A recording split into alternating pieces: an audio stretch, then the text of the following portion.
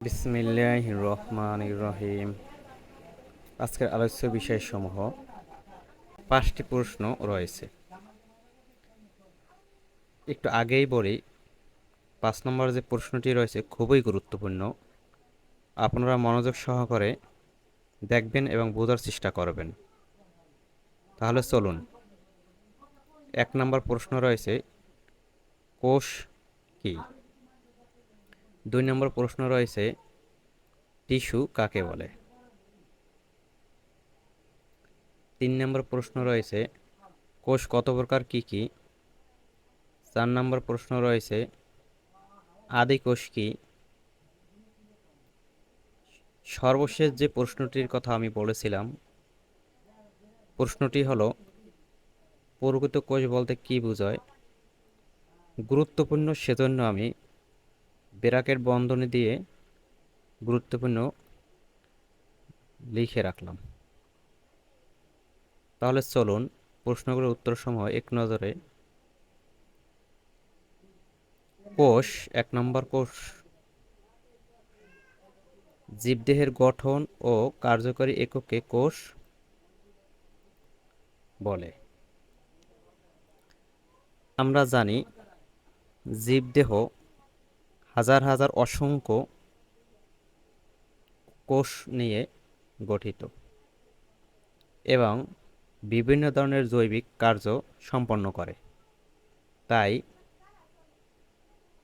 জীবদেহের গঠন ও কার্যকরী একককে কোষ বলে। আশা করি বুঝতে পারছেন। 2 নম্বর প্রশ্ন ছিল টিস্যু। তাহলে চলুন দেখি।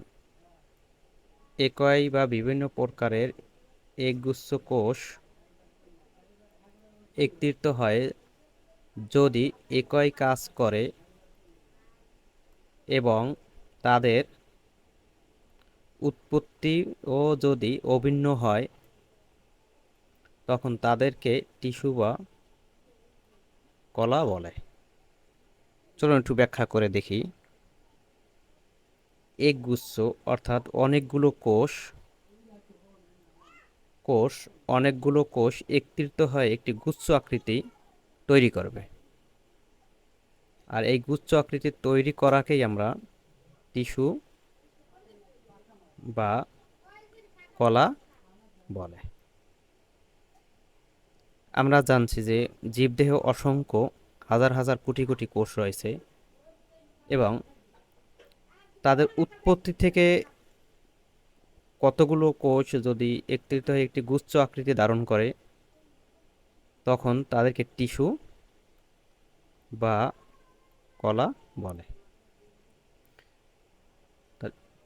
তাহলে একই বা বিভিন্ন প্রকারের একগুচ্ছ কোষ একত্রিত হয়ে যদি একই কাজ করে এবং তাদের উৎপত্তিও যদি অভিন্ন হয়, অভিন্ন অর্থাৎ ভিন্ন নয়, অভিন্ন হয়, তখন তাদেরকে টিস্যু বা কলা বলে। 3 নম্বর প্রশ্ন, কোষ কত প্রকার ও কি কি ছিল? কোষ প্রধান 2 প্রকার, যথা আদি কোষ ও প্রকৃত কোষ। এখন দেখব আদি কোষ কি। যেসব কোষে কোনো সুগঠিত নিউক্লিয়াস থাকে না, তাদেরকে আদি কোষ বলে।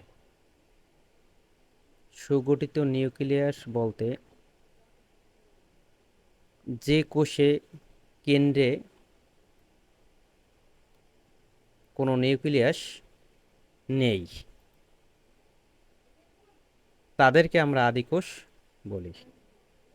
যেমন নীলাপ, সবুজ শৈবাল, ব্যাকটেরিয়া ইত্যাদি। অর্থাৎ যেসব কোষে কোনো সুগঠিত নিউক্লিয়াস নেই, তাদেরকে আমরা আদি কোষ বলি। প্রকৃত কোষ,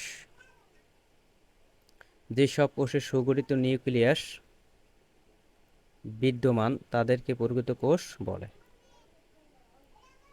অর্থাৎ যেসব কোষে সুগঠিত কেন্দ্রের নিউক্লিয়াস আছে তাদেরকে প্রকৃত কোষ বলে। যেমন ত্বক কোষ, যকৃত কোষ ইত্যাদি।